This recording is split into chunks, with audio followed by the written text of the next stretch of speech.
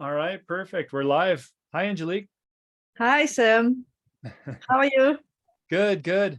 And so I know you're saying that you're in Salvador, Brazil right now. And so you've been down there for how long? I've been coming here to Brazil for many years, and I had a house here. And during the pandemic, when it got a little bit more complicated to keep on traveling up and down, I stayed a little bit longer. So I'm a little bit here over a year. Oh, nice. Yeah. And so what's that like in Brazil right now? Is it what's the weather like and so forth? Well, it's winter, so I am in my kind of winter clothes. It is way too warm for outside. And it's we still go to the beach, but there's some cold days, and yeah.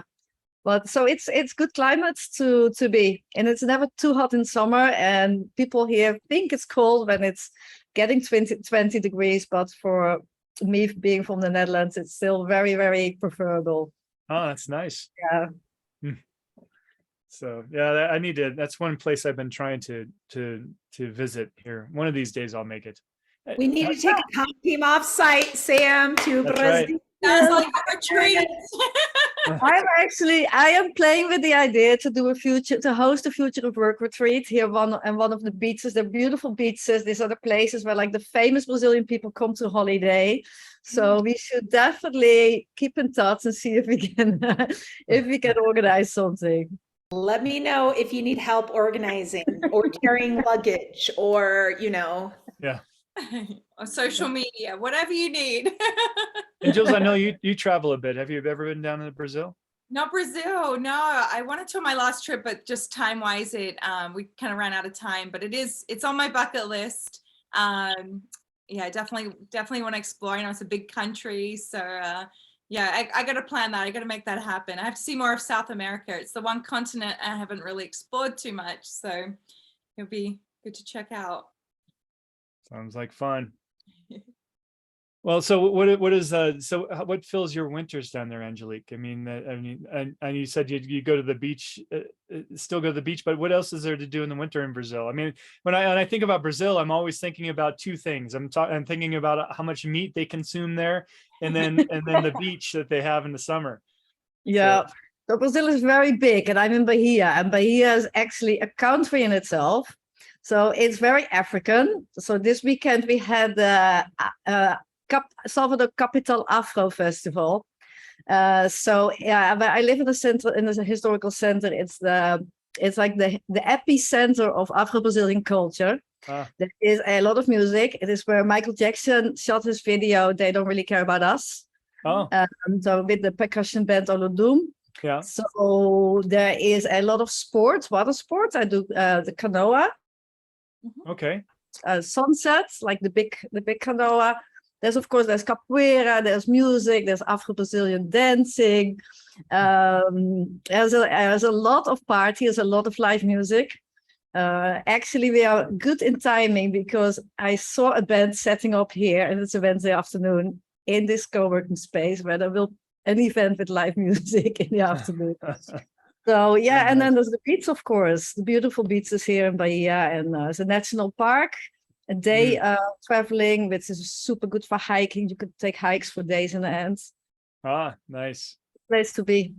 Got nature, dancing, food, like it's perfect. I think the retreat is a must.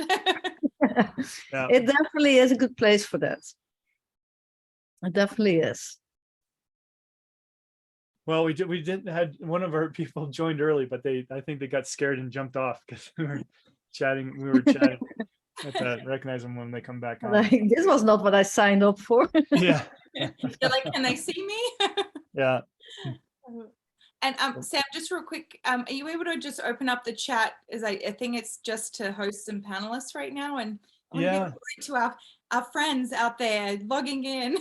Yeah, no, that's really interesting. It's a thing with Zoom, and I went into the settings and the background settings and enabled all that, but it doesn't seem to take for some reason. Reset every time you log in or something. Yeah, I don't know, but I just so that's good. So if you can remind me that as we check those, because we do like to keep our chat active if we can with people as they're coming in. All right, so All right, so we have some people joining in. All right, so hi, Sumit. And for our listeners that are out there, so we're just having a chat. We're going to get started here in just a moment. So as everybody jumps in. Okay, so I'm going to go ahead and share our screen, and so we can get things kicked off in just one moment as I go through the and set up the multicast as well. Just one second here, and we'll be off to the races. Okay. All right. So 1 second here as the multi-stream gets going. And then we can get started. All right. Is everything up there, Jules? I see it. Yeah. All right, let's get kicked off then. Perfect. My backup slides. All right. Hi, everyone. Welcome to the People's Strategy Forum. My name is Jules. We are so excited that you've all hopped in and chosen to spend some time with us, whether it's your morning or evening, wherever you are. Thank you so much for hopping in. And if you are new here, I wanted to kind of give you the rundown so you know what you've signed up for. So the People's Strategy Forum, we are a panel of hosts with varying experience, many years of experience in the corporate world, HR, people strategy, compensation, a little bit of everything. So we're really here to help you engage, energize, and elevate your employees and company. And we do this also by bringing in a guest speaker. So today is all about workplace transformation. So we know you're going to get a lot of value out of this. So to introduce you to our whole panel here, we have Wendy. Now, Wendy is a people strategist with Comp Team, and she specializes in talent development. Sumit is an HR consultant and people strategist working with various companies to improve their HR processes. And then we also have Howard and Char, who Char can't join us today. Hopefully she'll be able to jump on back next week.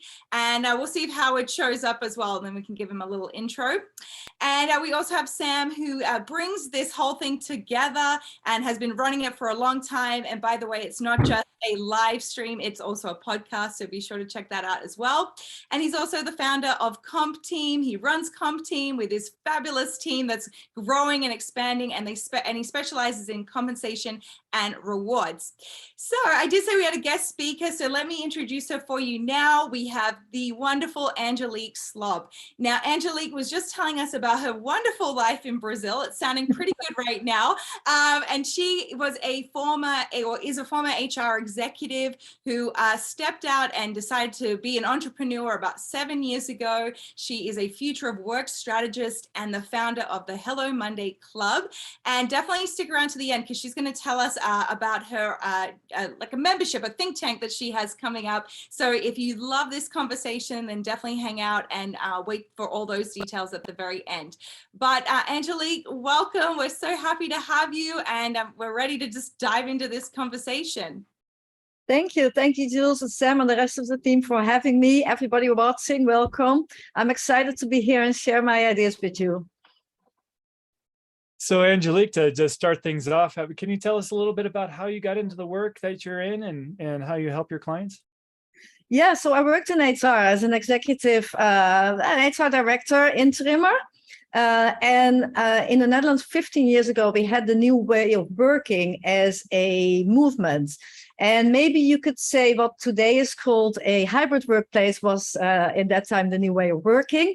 Involved office concepts such as hot spaces, hot seats, but also people giving more freedom to work when they want and where they want. Which I found quite exciting, because especially from my HR point of view, I recognized that it was really the way forward for companies. So imagine this was 15, 20 years ago, but what I noticed that companies would sometimes spend millions on new office concepts. But what for me was the core of the new way of working is going to higher autonomy and a results-driven workforce based on trust. And I saw that companies were struggling there. And a lot of critics were saying, well, this is because managers cannot let go of control. They do not trust their employees. Very much the same narrative that we still encounter today on a global scale. And I was like, well, I'm not sure if that is true, but if it is true, we need to find out what is behind that so we can solve it and move forward to new structures that serve us better. And that is the start of a journey that first brought me to university. I studied organizational sociology. I focused on knowledge workers and the most optimal management style that companies should apply for them, including culture and structure. I discovered that 80% of the companies I researched did not have that most effective management style in place. And I decided to become a consultant to help companies in that area. At the same time, I wanted to become more location independent. So I also recognized that technology would enable us to be more free and work more distributed and global. So I did think before the rest of the world did it, as it was going to Bali. And there I started a blog about the future of work, and I interviewed pioneers of the future of work, distributed teams. I worked with startups as a startup mentor. I interviewed lifestyle entrepreneurs making different choices. And today, in this new world of work where the work is actually, the transformations are happening at this scale, and we are really entering a new era of work. I'm bringing that all back to corporate, everything that I've learned, and to help them in this workplace transformation phase. Well, one thing I'd like to dig into a little bit more because of what's going on in the United States right now. You mentioned that in the Netherlands, they were an early adopter of the hybrid workplace. And I would love to, if you could reach back in your memory of some of the pain points they suffered during that transition and learning things that perhaps we could learn about here in the United States from your experience. Yeah, so first I'll start with a story. It's an anecdote that I find really illustrates the difficulties that companies encountered. So I had one of my friends, and she's a high-level lawyer with a bank involved in mergers and involved in like 2 or 3 multi-million-dollar mergers and acquisitions, having to make our own priorities. I'm going to join this conference call or that conference call. Very international environment, of course, a lot of conference calls. But then this company, this large bank, adapted to the new way of working. And a lot of people started to work from home 1 day a week, which for her was a Friday. So that was going on for a few months. I visited her at her house and we talked about it. And she said, well, my manager does not allow me to do my laundry when I'm working from home. This was in that time also one of my first blog posts that I published. And I was like, okay, listen, you mean to say that you have all this responsibility, this high education, this high autonomy job, but as soon as you start doing this exact same work from your own living room or from your own workspace at your own house, of course he had her own office space in the house in-house, then suddenly you'll have to be treated like somebody, like a child. And it's such a good anecdote. But what is behind it, if you dive a little bit deeper, this manager, he was not that much involved in those projects. So the idea of management, like you have a job as a manager, a role, a responsibility. And basically, if you lack information about the performance or the results that somebody is having, then you fall back on old ways of controlling that are deeply implemented in who we are. So, and it's a very simple, this is in the structure. And I came across the same example 3 more times actually in the same period. An hierarchical manager. So this is my, somebody in the same system. He was like the senior lawyer person, but my clients are around the world in different locations. And if that's your senior manager doesn't have really good knowledge about what actual results you're booking, or he cannot help you define the results, they will go back into this old hierarchical structures. That totally makes sense. I mean, in businesses that are not tracking goals effectively or the expected outcomes of work, I mean, they fall back into micromanagement, right? I mean, and if they see somebody visually in the workplace, they can say, okay, well, their pencil is moving. I can see that there's a thought process going on. They're clicking on the computer. And so they have that general comfort of that something's happening. But then, of course, when a person disappears, they lose that sense of like you said, control and so forth. So it makes sense that they resort to this type of behavior. So that really points out. And it's not only, yeah, and it's not only managers, it's basically a general thing that you see in companies, but it shows that like that in co-located in office thinking was probably not very effective, since this manager clearly did not have the knowledge he needed. On the other hand, you can also say, well, maybe he didn't need all that knowledge in the first place, because maybe we have to define management as a very different role, where we focus more on being a coach or having like a human relationship and saying, hey, how do you think your performance is going, and what can I do to help you improve that? And then that idea of control is just away, that you're just moving away from that idea of control and micromanagement. Another area where the U.S. has struggled over the past year or so, as we're been entering into more of a hybrid work environment, is communication and effective communication with our people. So is there anything that you can give as far as learnings, as far as how to better communicate, and leaders can better communicate with their employees in a distributed workforce?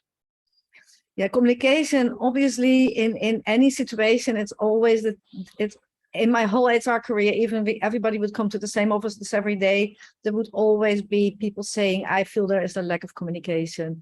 I think in general, if we need to over communicate, especially as managers, a learning for my research is that managers mainly have to be focused on giving a very clear strategic direction and a clear higher purpose. So if managers can at least communicate that very, very clearly, then you can step back and give more autonomy to the workforce.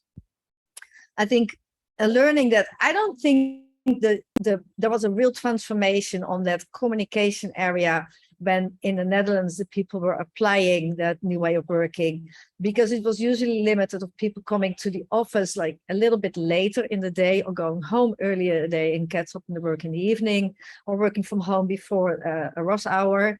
And maybe one, maximum 2 days a week from home. And often didn't really change the communication. The communication was default still in office. Still, people would come to the office for a meeting rather than being all in a Zoom call or Teams call. Or less, they would call in, but then you would be the one on the computer while everybody is sitting on the table. Which you shouldn't be doing. So, in case anybody's still doing that, don't do it.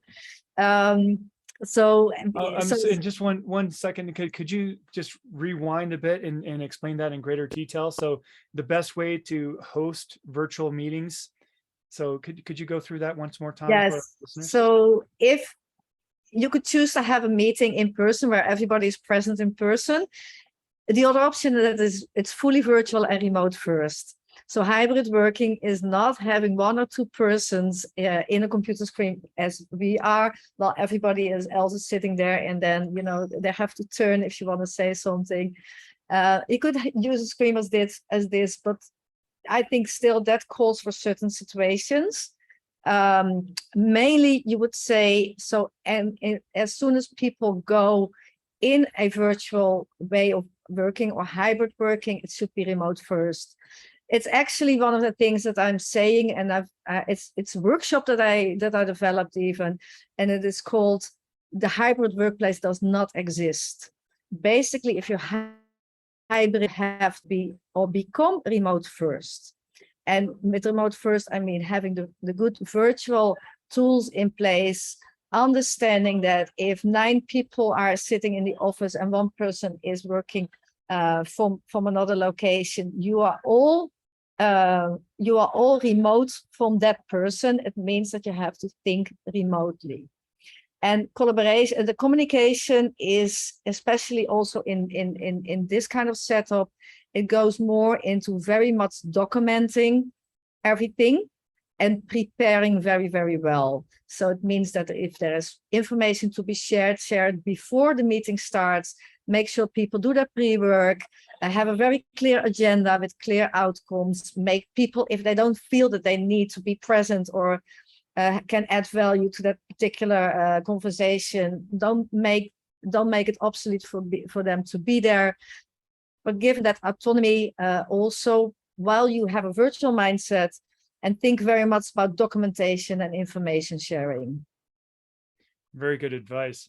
Yeah, one of the things that I've experienced in the hybrid meetings is that, and like you mentioned, if there's a whole table of people that are there in person, and there's a few people online, often find, and also being an online participant myself, that it is crazy hard to hear what's going on in that conference room. I mean, the audio is just not good enough unless they have a very good setup.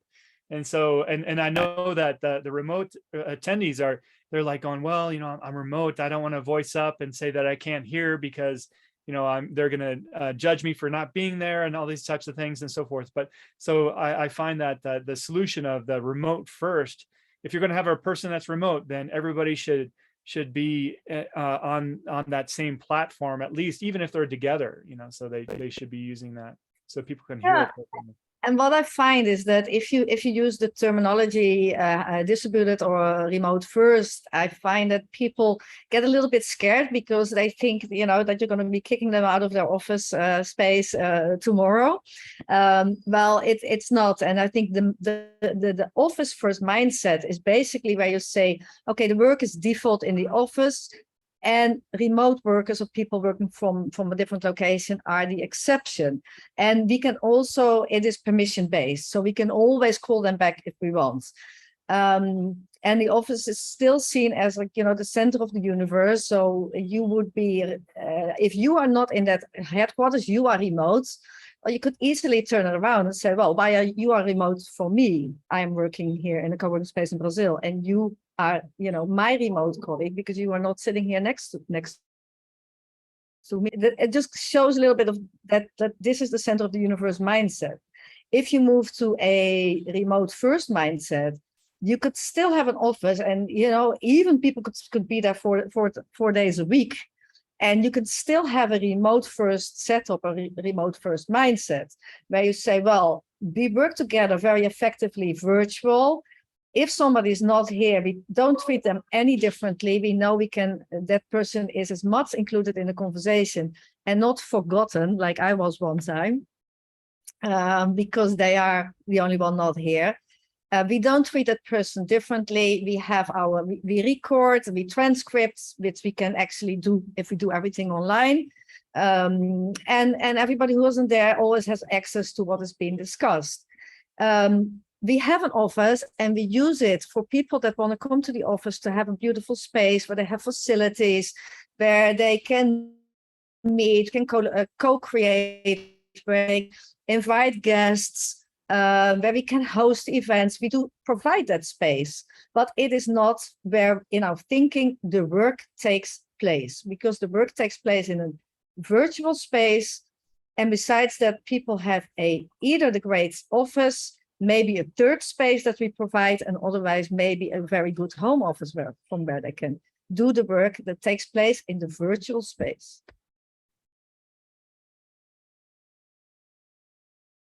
I think that's an absolutely great point, or a great set of points that you made, Angelique. And I was talking to a CHRO of an organization a few days ago, and this person is a client, and they said a very interesting thing. They said, we've been remote for over 2 years.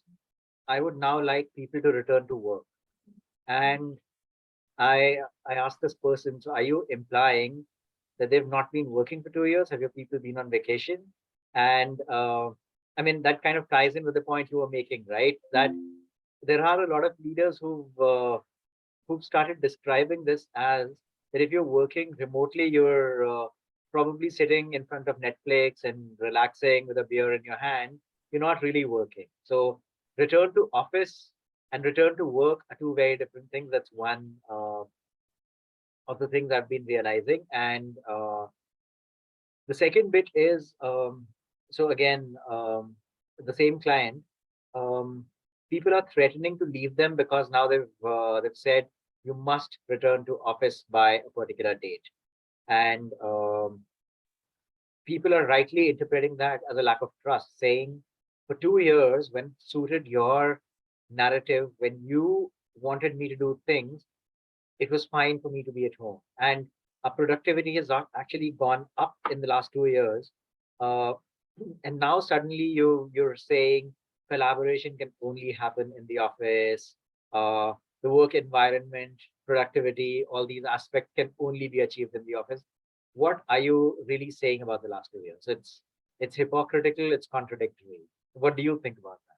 What I think about that, I think this is what I discussed in the pre-meeting with Wendy, and when we came up to the actual title of this episode, it's called "Fighting the Dinosaurs," and it was because one of our members said that to us. It feels like, yeah, we still have to fight the dinosaurs, but we are really well in a way it's workplace transformation.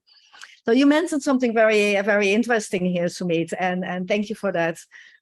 You said it is interpreted as a lack of trust. And that is the case. That is the interpretation. But I don't think it is necessarily not the only cause. So as the first example where the manager doesn't have the right tools and information and in place to understand how we can actually manage a team member that suddenly works from home, there is a lot in that area that is not very clear. So I know, for example, and I think this is a very valid point. So everybody that has this debate in their organization, and I know many companies have this debate in the organization. So if you had the experience for the last 2 years, which people have been telling me, Angelique, all new hires that we hired in this period already left. We don't think that remote setup is good for onboarding, social cohesion, creating the engagement that we want. So we fall back into how we did it before, the office space. Valid point, because in the sense that you should address that. I don't say that the solution, it's namely because it's a new problem, a new challenge that we have. So how do we onboard and engage new hires in a way that they feel very much a part of the team, as much as the team that has been co-located before this pandemic. So that is the challenge that they face. This new solution that goes with it is not, okay, let's get everybody back to the office, because you can definitely have a group of new hires what will also be leaving, because the core of the problem is that you just don't have found the right ways yet to onboard people and to create that virtual team. So if you look at people were not necessarily the work when the pandemic started, the crisis was a disruption, but most people managed to do the actual work they did before. So because we were working 80% of our time, was our actual work was online anyway, and meetings were shifted to Zoom and Teams. But everything that we considered part of work, but it isn't really, taking not a necessary a meeting or a virtual task, that is all in that area of social cohesion. So if you point out very valid point to bring to the table, if you have the debate, how can we ensure social cohesion? Social cohesion is very important for people. We are very social human beings. But again, the solution to create social cohesion in a new world is not necessarily by bringing everybody to the office to sit behind a computer again, because that's basically what you want people to do. And we have a new generation that are the new entries on the labor market, that they might have been onboarded with virtual companies, virtual work in the last 2 years, and then suddenly they need to come to an office where they didn't set a foot during the whole pandemic. So and those have to understand that there's a group of and it's coming up to 10, 20%, 25% of people, the workforce, that has not have that pre-pandemic experience. They have different expectations. There are a different generation already. Gen Z. But now they will come with a different set of expectations because of this last 2.5 years. What's happened? I think the first one is we do have a trust issue with employees, which is based in an industrial thinking concept. So it's an old concept. Again, this is fighting the dinosaurs, where we actually want to say to people, the way you think about work and the place it has in our lives, that has not served us for a long time. It is basically a concept that is based on that employers and employees have very different interests. And this is why we have, for example, unions, where Karl Marx wrote definitely about it. So the Marxists. This is why HR directors, everybody here that works in HR, I'm sure somebody will ask the question, and maybe you have asked yourself, am I here for the interests of the employees or the employers? That is an industrial thinking about HR, but also about employer-employee. So in that area of employee and employee relationships, we have been brought up, programmed in an industrial concept. But as soon as we went to the knowledge work, the age of information, and Peter Drucker wrote very good work about that already in that time, saying this means a shift of power. People say there is a shift of power going on now. No, it happened in the 50s, 60s, because we didn't sell our labor and our time anymore, but we started to sell our skills and our experience and our ideas and our creativities. And we are the owner of that as a means of production. So the whole, in that sense, the Marxist ideology is no longer valid because we are the owners of the means of production. We sell that to companies, we exchange that to companies, and usually that company does not have that power or that knowledge, that creativity that he wants me to bring to the table. So it means that there is a shift in power. We need to be in much more equal relationships. But we still have that all our systems that we have to control, that people have to be there 9 to 5. And instead of looking at results and added value, and to be honest, it's way better that somebody comes in 5 minutes a day and drops a great idea than sit behind a computer for 8 hours pretending to work, right? Absolutely. I think that's another great point.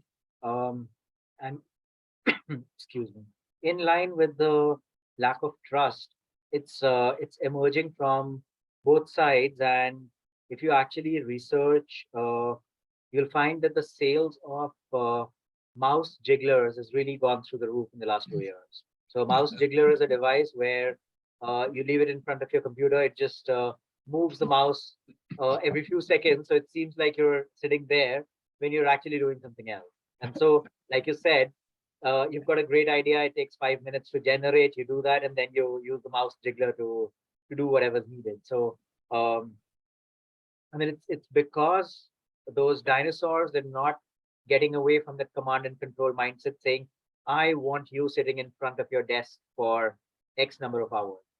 If only they were to move to outcomes and say, I don't really care if you sit in front of your computer for 5 minutes or 5 hours, as long as the outcomes that we're agreeing to are getting delivered.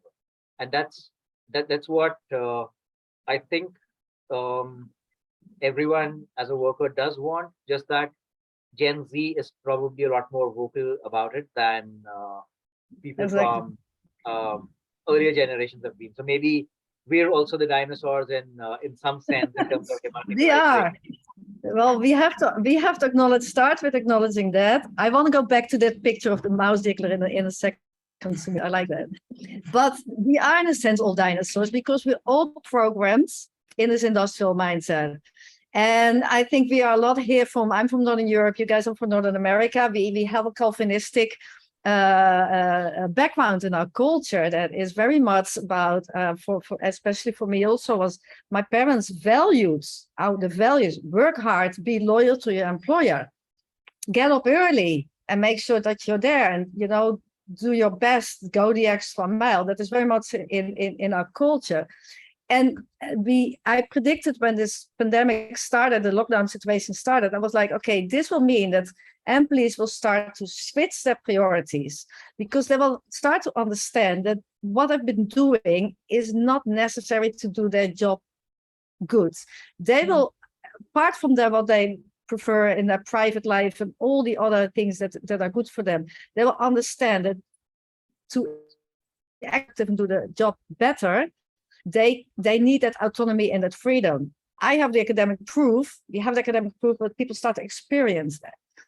So they have been moving to shifting their those priorities, and that is an ongoing development that will be accelerated even with Gen Z.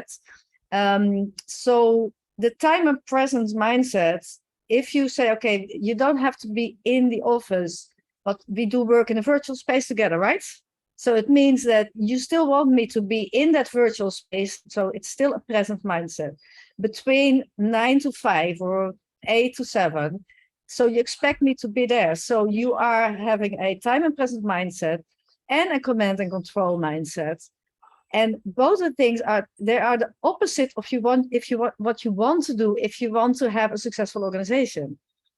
And there we go in the fighting bandits as extinct. So if you keep on doing that, and if you cannot change that mindset, then you will have a less successful organization. So you see people, but you see that the mouse jiggler is a great example. It's a little bit extreme because we talk about spyware, almost spyware. By the way, time tracking could be very, very good in a human-centric organization. We'll have we talk about that tomorrow in our LinkedIn Live. But there are companies that think time tracking is there to control. And especially sometimes it's not even illegal, or at least don't even know that they have it. If you have that mouse jiggler, and I can so see the situation. So there's an employee who is like figuring stuff out. He needs to refresh, his body needs to move, he needs some snack. He maybe wants to go for a run to solve this problem. So he goes for a run to solve this problem that nobody had solved in his whole organization, and that is critical for the finalization of the project. But he needs to put a mouse jiggler on, so his manager is thinking that he's actually behind his computer working. And this is the situation that we are creating. And it is, I can understand that some people see that more clearly than others. We're all coming from dinosaurs in our path of evolution, but some are further down the road than others. So it means that you have to acknowledge that people sometimes also need more time and space before they can see those things. It's not always rational, because you can show them a bunch of academic research still intuitive because it goes against their values, or goes against. I have worked really, really hard for 35 years to be CEO of this company. And now I have to, and this new generation doesn't want to do the same as I did, which I know is the road to success. It isn't. So there's even Elon Musk, he's obviously more successful than we all together.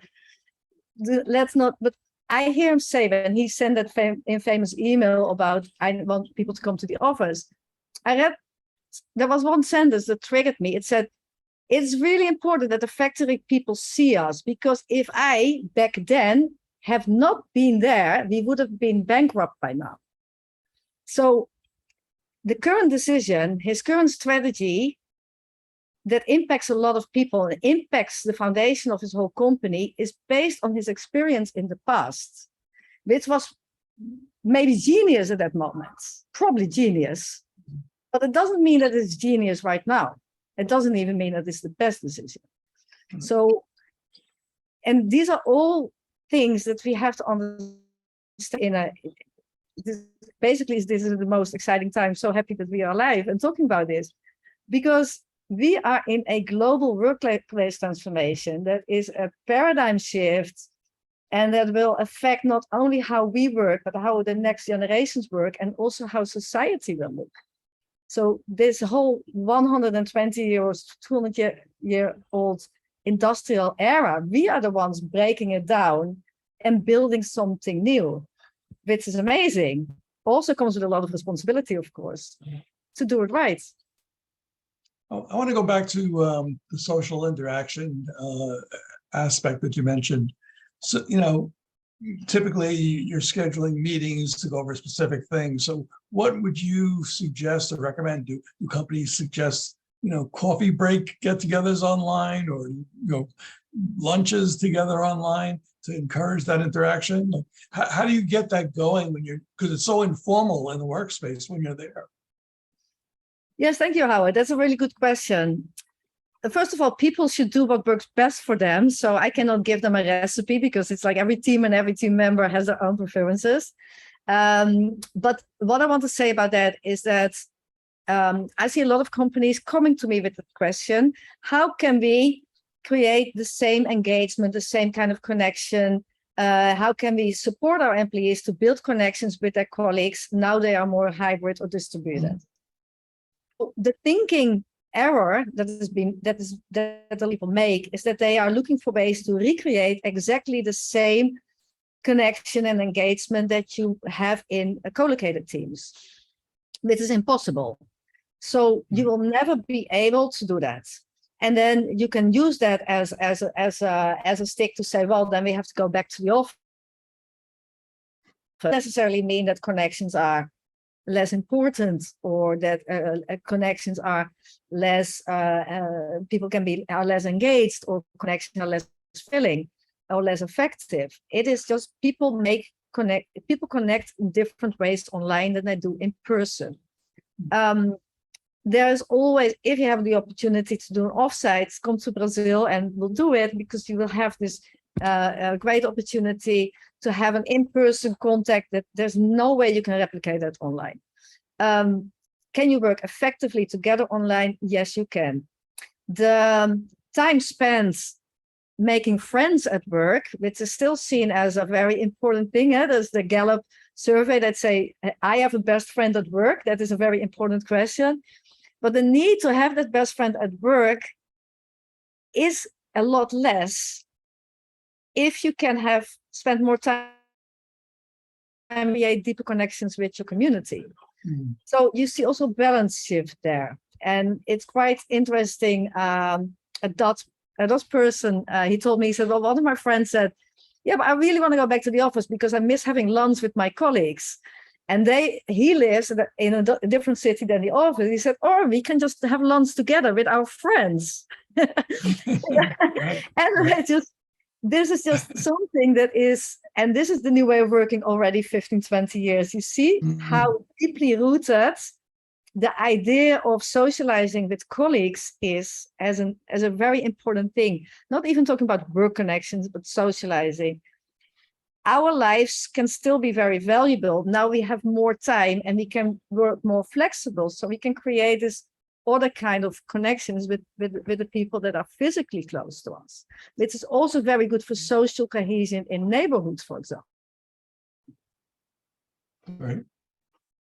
I didn't really That's a answer good your point. question, but it maybe. No, it's really good points, because I'm thinking even about myself. I've been able to get together with people that when I was physically in an office, it was like, oh, when are we going to find the time? And it's like, now I have the time and they are nearby, and yeah, we can get together, either for lunch or after they're done, and just 15, 20 minutes catch up. So it's great.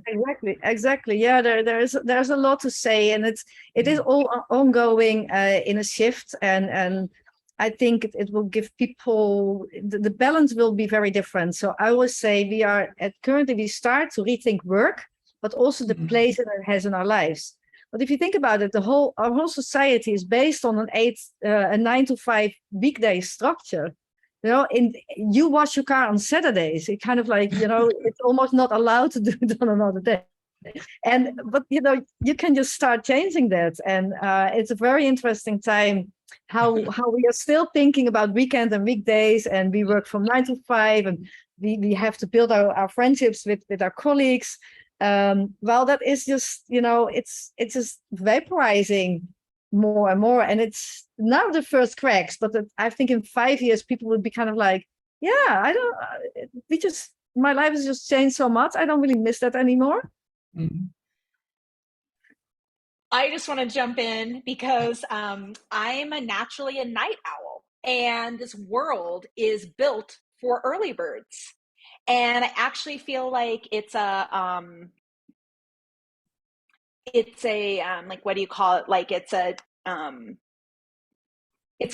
count against me, you know, that it like diminishes my ability to be productive, to be seen as professional, that, you know, maybe morning isn't my like perfect, you know, isn't my time. And so I've been trying to engineer my body and my brain to become a morning bird over the last 3 years. And I still, sometimes I'm in the groove, sometimes I'm out of the groove, you know? And I just feel like it's really interesting that even though we've moved to this new environment, that expectation that you are up and at it and ready is still so strong. And that, you know, it's just really like, when are we going to let go? Like you said, we're just like fighting this dinosaur that, you know we have this in our vocabulary, that we have early birds and we have night owls. Like, it's part of our culture. We know about it. And yet the world, and I've read like every book about the morning miracle, you know, the 5 a.m. club, you know, all of this. And basically the books tell me that if I want to succeed, I've got to get on board. So, but when is that shift going to happen? Somebody, please offer me some, put it in the chat, people. Tell me, when is it going to happen? Yeah, that's a good question. There's a lot of people that are like, you know, creating that for themselves. Like I'm one of them. So I've been creating that change for myself. And even 8 years ago, I was on a cruise ship with 150 talents, like marketing directors, software developers, engineers, people that everybody's looking for. And they quit their jobs because they didn't get permission to travel and work for 3 months. So they were just like, then I'm going to quit. And those people started saying, okay, I'm going to be a freelancer, because I actually also met this guy in Brazil, and he said to me, this is 10 years ago. He said, I am not fit to be an employee. And I'm like, what is that kind of, why? And he's like, well, so I'd like to work in a sprint for 3 days in a row. And I work like till midnight, even just the whole night. And he was a programmer, developer. And then when I'm done, I like to spend like 5 days, go to the beach and hang out with my friends. He said, I drove my managers nuts because they wanted me to be there between 9 to 5. Then he became a freelancer. And he just got hired by the same kind of companies for the same work. And then suddenly it wasn't a problem anymore. So it just, you know, it just shows those things. And instead of saying, hey, Wendy, like, oh my God, do you want to do your writing and your creative work in the evening? You know, and if that's the best time for you, go ahead. Even I went even a step further, saying to someone, well, if my most effective time is between 10 in the morning and 2 in the afternoon, then my clients should pay me a higher fee for those hours than in the hours that I'm less productive. So and that's, you know, if you really look at the added value that you would bring to a company, and that make you productive, and you will be more happy, and you will be more happy, and you will be, you know, staying longer with this company if you get that flexibility.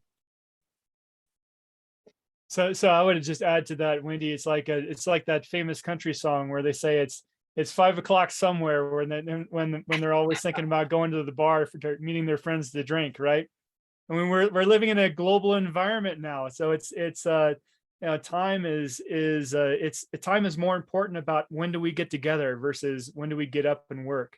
So I think that's important to keep in mind. And I think it's very important if companies are now making those decisions into what is going to be the foundation of their future, and not saying not just go back to the office or go work from anywhere, but for example, 4-day work week is one of them, because it's basically the same structure as the week, only we do it 4 times instead of 5 times.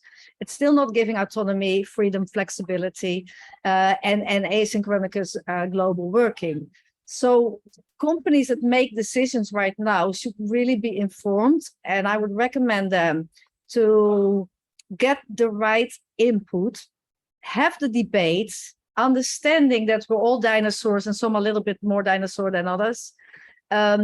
involve the younger generations, ask them really what they want, look into scientific data and use it in the right way. If we know those things scientifically, we should use them in our workplace design. Just a simple question: what do we think the world looks like in 5 years from now, and how can we evolve as a company to get there? And that is basically the key question.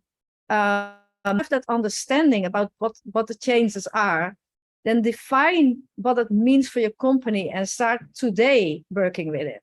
Because I think all those things are going to happen when we don't know when, but we can predict this is going to be the future of work somewhere in the next decade. And companies should not question that. The only thing that they should ask is like, do we want to be ahead of the curve and reap the fruits of that? Or are we going to be at risk, are going to be on the safe side, watching others go first, learn from the way? But when do we have missed the boat if we do that? So these are the strategic questions in a timeline. And if you can answer that for your organization, you are really, really in a very competitive advantage. What came up for me when you just said that is, for example, thinking about Sumit being in India.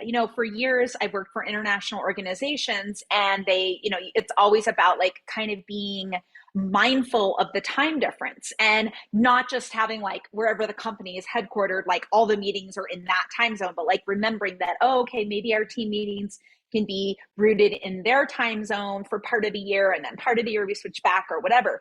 So it's so interesting that we make those exceptions for geographic differences, but we are not making those exceptions for work preference or actually like DNA, genetic body clock, whatever you call that, circadian rhythm, right? And so I'm thinking about myself as a manager, I think about other managers out there, and thinking about your employee that is a night owl, for example, because you get to know them personally, right? And when they have their hot times, or when they have their productive times, because you're seeing emails from them at that time. They talk about it. We use a tool, we use diagnostic tools, like for example, TMA method, and we can tell from those tools when this person is going to be most likely to be productive and engaged. And so I just think it's really interesting that we've had that awareness, and some companies I've worked with haven't been that good about, minding the time zone differences and wanting to accommodate and being flexible. But what about, as a leader, say, Sam's a morning bird and I'm more of a night owl. How do we come together to where he's flexible and I'm not just always trying to meet with him at his good time, but he's also meeting me, Exactly. Yeah. That's a very good point, Wendy. And I posted something that I don't even think my actual question didn't even get picked up by some remote working experts, because I got in this, because I'm in Brazil, there's no daylight saving here. And then in Europe, where there is daylight saving, events that were all, for me, still at the same time, they shifted. So I was just like, and I work a lot with Trevor, who is in the UK, and then a lot of people are either in the States or in Europe, and I'm in Brazil. And I was like, what kind of time zone should I put on, even like an event visual? So I went for the universal time. So I used the universal time for all of my outings, because and even what Trevor said, yeah, but people do not understand GMT because they think, and I'm like, the people, you mean the people from England? He said, yes, the people from the UK. You're like, okay, we are, that is centric thinking from one country. I'm here, so I put my time zone, or the headquarters here, I put my time zone. No, just neutralize it and just say, okay, this is like UTC is the time zone, and we always have this meeting there. And that means that the people in the countries where they do have daylight saving, can we stop with that? Please, people all over the world, stop with it. They will shift and they will have to adjust their schedule, because in their country, the time zone changes. Well, in my country, it doesn't change, so I don't have to adjust. So then, you can, people in their own country can say, okay, we have the benefits of a daylight saving. You see people how basic this all is. But it has to do with inclusivity. It has to do with national structures. Like thinking in my country, we have daylight saving because we live in the Northern Hemisphere and the sun goes up here and this is summertime. So if we move to global inclusive workforce, then we will have to change, starting with those little things. That's a great set of points, Angelique. And I mean, the way I see it, I think one of the great ways to fight dinosaurs is with information and data. So in the actual dinosaur age, there's no technology. Now we've got a whole world of tech at our fingertips. And I've been thinking of tools that Microsoft uses. So they've got a whole lot of insight on employee behavior and how inclusive you're being. For example, if you're sitting in a meeting and you're sending out emails, you will get an update at the end of the week saying you were in this many meetings and in 50% or 70% of them you were emailing other people. So it gives you direct feedback in terms of that either you're not listening in the meeting, so you need to save your time and be a little more flexible.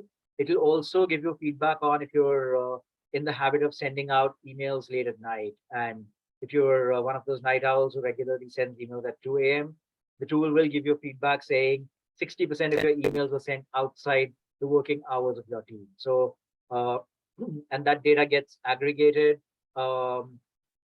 And so there are team leaders who are looking at the behaviors of their respective teams. And I think that just having that information and knowing what's the right and wrong behavior can, I mean, that's the first step to fighting the dinosaur mindset and saying, hey, you know what?